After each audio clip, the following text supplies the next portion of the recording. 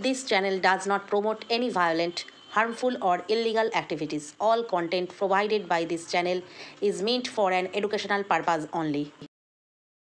গোটা রাজ্য তোলপাড় হয়ে গেছে তিলোত্তমার জন্য, কিন্তু এই তিলোত্তমা আরজি করে কাজ করবার আগেও কিন্তু পুরসভা পরিচালিত মধ্যমগ্রাম মাতৃসদনে বেশ কয়েক বছর কাজ করেছেন এবং কোভিডের সময়ও তিনি অক্লান্ত পরিশ্রম করে রোগীদের পাশে থেকেছেন। তার হাতের সেলাই নাকি ছিল দুর্দান্ত। কি বলছে মধ্যমগ্রাম হাসপাতালের কর্মীরা? তার ব্যবহার কেমন ছিল যাদের সাথে উনি কাজ করেছিলেন সেই সময়? 2021 সাল পর্যন্ত, কিন্তু 21 সালের পরেও এখানে নির্যাতিতা কাজ করেছিলেন। অনেক স্মৃতি তাদের মনে রয়েছে। তাদের হাত মানে নির্যাতিতার হাতের লেখা এখনও তাদের মনে একদম ছাপ কেটে রয়েছে। তারা অবাক, তারা ভীষণভাবে কঠোরভাবে এই অপরাধীর শাস্তি চাইছে। কিন্তু নির্যাতিতা ঠিক কেমন ছিলেন, কেমন তার ব্যবহার ছিল, কেমন রোগীদের সঙ্গে উনি ব্যবহার করতেন, সবটা হাসপাতালের কর্মীরা তুলে ধরলেন। চলো সেটাই আমরা আগে শুনে নিই। কেমন ছিল নির্যাতিতার প্রকৃত স্বভাব চরিত্র? প্রত্যেকের মুখে এক কথা, হাসপাতালের নার্স, ডাক্তার প্রত্যেকের মুখে এক কথা, প্রত্যেকেই গভীরভাবে শোকাহত। চলো শুনে নেওয়া যাক। ভালো এবং ভদ্র, নীরবে, কোনো কারোর সঙ্গে কোনো কথাবার্তা সেইভাবে কোনো আমাদের সঙ্গে কোনো ব্যবহার খারাপ করেননি। সব পেশেন্ট পার্টির সঙ্গে এবং পেশেন্টদের সঙ্গে খুবই নীরবে ব্যবহার করেছেন। যেভাবে ট্রিটমেন্ট দেওয়ার কথা উনি খুবই সুস্থ এবং সবলভাবে তিনি ডিউটি করতেন। হ্যাঁ, দিদি করোনার সময়ও ছিল, তারপরেও ছিল। হ্যাঁ, সবসময় ছিল। আরএমও, ইওমো সেগুলো ছিল। হ্যাঁ, এমার্জেন্সি ওনাকে আমরা এমার্জেন্সিতেই পেয়েছি। আইসিইউতেও ছিল, মানে গাইনিতেও সম্ভবত নাইট ডিউটি করতেন। একাই যাতায়াত করতেন। হ্যাঁ, একাই যাতায়াত। হ্যাঁ, না দিদি খুবই ভালো এবং সেলাই টেলাই দিতেন এবং মানে খুব পেশেন্টের কেয়ার নিতেন। তার থেকে দূরের কথা, এখন এইটা দিয়ে খুব প্যাথেটিক লাগছে। দিদির হাতের লেখাটা এখনো চোখে ভীষণ লাগে। দিদির হাতের লেখাটা খুবই সুন্দর ছিল, একদম গোটা অক্ষরে লিখতেন, ট্রিটমেন্ট শিটে খুব ভালো।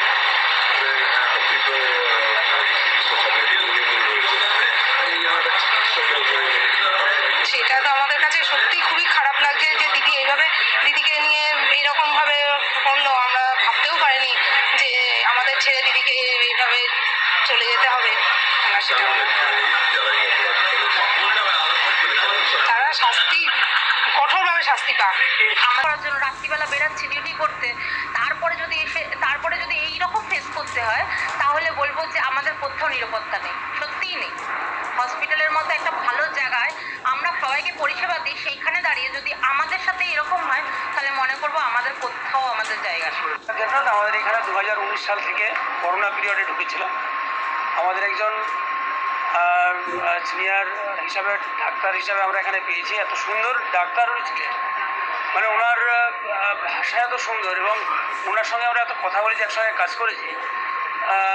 এত নম্র মানসিকতা এবং কথাবার্তার দিক দিয়ে এত ভালো একজন, মানে আদর্শ ডাক্তার।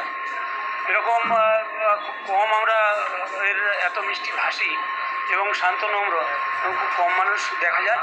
একজন প্রকৃত ডাক্তার ছিলেন এবং ওনার এরকম সময়ানুবর্তিতা বা নিষ্ঠা ছিলেন যে কোনো ডক্টর না আসা পর্যন্ত কিন্তু উনি এখানে ডিউটি করে গেছেন।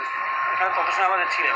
প্রথমে আমাদের এমার্জেন্সি করতেন, তারপরে উনি এত ভালো করেছে আমাদের ইনচার্জ, ওনাকে দেখে আবার আইসিইউতেও কিন্তু ওরকম মুমূর্ষু রোগীকেও কিন্তু চিকিৎসা করেছেন এবং করোনা পিরিয়ডে কোনোদিন ছুটি করেননি। মানে এত ভালো ডাক্তার ছিলেন যে ওনাকে কোনোদিন আমরা যে আজকে এই করোনার জন্য অমুক আসেনি বা কোনো সিস্টার আসেনি, উনি কিন্তু কন্টিনিউ এসে গেছেন। এটা একটা বড় দায়িত্ব উনি পালন করে গেছেন তো ওনার জন্য আমাদের হসপিটাল আজকে শোকাহত। হ্যাঁ, আমি ওনার সাথে কাজ করেছি প্রথম দিন থেকেই। 19 সাল থেকে আমাদের এখানে উনি বসতেন, আর উনি খুব সিনসিয়ার ডাক্তার। মানে আমাদের প্রথমে এমার্জেন্সি করলেন, তারপরে মিটারনিটি ওয়ার্ড, জেনারেল ওয়ার্ড, তারপরে আইসিইউতে। মানে ওনার ডায়াগনোসিস এত ভালো ছিল, আর কখনো না নেই দিদি এত আরএমও শিফট আসতে না কেউ, আপনি একটু আসবেন। মানে আধা ঘন্টার মধ্যে ওনার বাবা বাইকে করে এসে ওনাকে দিয়ে যেত, আবার ওনাকে নিয়েও যেত। আর ওনার ট্রিটমেন্টে কোনো সমস্যা ছিল না, আর কোনো কিছু না নেই, সব কিছু হাসি মুখে কাজ করতো। একটা ফিমেল ডক্টর, মানে এত ভালো সিনসিয়ার ডক্টর যে এইভাবে চলে যাবে, এটা আমরা স্বপ্ন ভাবতে পারিনি। ব্যবহার সবচেয়ে ভালো ব্যবহার, আর ওনার ডায়াগনোসিসটা, মানে উনি একটা চিকিৎসক হিসেবে যেটা পরিষেবা, এমআইসিতে মানে একটা ধরুন মাথা ফাটা কেস এসছে, এত ভালো সেলাই দিত, ভাবতে পারতাম না আমরা যে অত ফাস্ট কাজ করে যেত। আইসিইউ তো সেই সেমভাবে কাজ করে গেছে।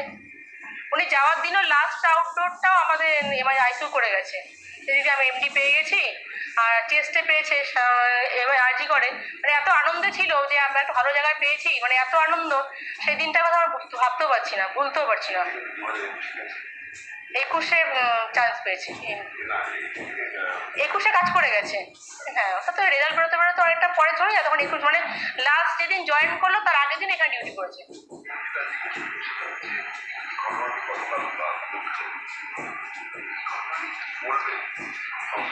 কথা বলার কিছু নেই, অ্যাকচুয়ালি আমার আলাদাভাবে কিছু বলার নেই। সারা পশ্চিমবঙ্গ এবং যারা দেখছেন তারাই আমরা হতবাক যে একটা যাদের ফিউচার, এত ব্রাইট ফিউচার, একটা মেয়ে এমবিবিএস করার পরে অনেক কষ্ট করে, এমবিবিএসেই অনেক কষ্ট করে পেতে হয়, তারপরে আবার এমডি, সেখানে তার সেকেন্ড ইয়ার চলছে যতটা শুনতে পেলাম। সেই অবস্থায় একটা, এবং মেয়েটা আমাদের এখানে কাজ করতো, আমাদের এখানে উনি এমবিবিএস করার পরেই আমাদের এখানে এসছে, আমাদের এমার্জেন্সি করেছে, আইসিইউ করেছে এবং অন্য জেনারেল ওয়ার্ডগুলোও করেছে। ফলে তখন আমরা দেখেছি যে খুব শান্ত স্বভাবের মেয়ে, খুব কথা কম বলে, একদম চুপচাপ মেয়েটা। সেই ধরনের একটা মেয়ের এইরকম একটা ঘটনা ঘটে গেল অন ডিউটি অবস্থায়, এটা সত্যি আমাদেরকে হতবাক করেছে। আমরা ভাবতে পারছি না, কারণ আমাদের ঘরেও মেয়ে আছে, আমাদের ঘরেরও সন্তান আছে, তারাও কোনো না কোনো জায়গায় আছে, আমরাও চিন্তিত যেটা কি করে হয়। হাতের লেখা ভীষণ ভালো, একটা মোটা গ্লাসের চশমা পরতেন উনি। ওনার ব্যবহার খুবই ভালো আমাদের সঙ্গে, আমাদের কোনো বয়সে ছোট, কিন্তু ওনার ব্যবহার খুবই ভালো মেয়ে। হ্যাঁ, উনি, আমি আইসিইউ সিস্টার শর্মা দত্ত। উনি আমাদের সঙ্গে অনেকদিন কাজ করেছেন, করোনাকালেও করেছেন, পরেও কাজ করেছেন, ইমার্জেন্সিতেও ডিউটি করতেন, আইসিইউতেও ডিউটি করতেন। খুব ভালো ব্যবহার করতেন। হ্যাঁ, ভালো। হাতের লেখা তো মুখটা মানে খুবই সুন্দর হাতের লেখা। হ্যাঁ, ওটা ইমার্জেন্সিতে বেশি হতো। আমি আইসিইউতে করি, উনি ইমার্জেন্সিতেও করতেন, আইসিইউতেও করতেন।